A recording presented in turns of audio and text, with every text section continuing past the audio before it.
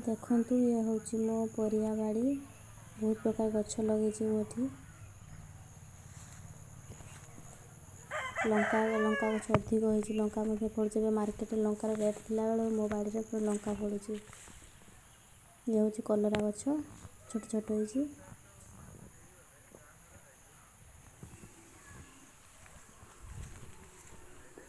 ଆଉ ଇଏ ହେଲା ଜହ୍ନି ଗଛ, ଇଏ ବି ମଧ୍ୟ ଛୋଟ ଅଛି। ଆଉ ସିଏ ହେଲା ନାଡ଼ୁକା ଗଛ, ଏଇ ଶାଗଟିର ନାଁ କ'ଣ କିଏ ଜାଣିଛି ନିଶ୍ଚୟ କମେଣ୍ଟ କରି କହିବେ। ଇଏ ବି ଛୋଟ ଛୋଟ ଅଛି। ଇଏ ବି ଜହ୍ନି ଗଛ, ଇଏ କଲରା ଗଛ, ଫୁଲ ଫୁଟିଲାଣି।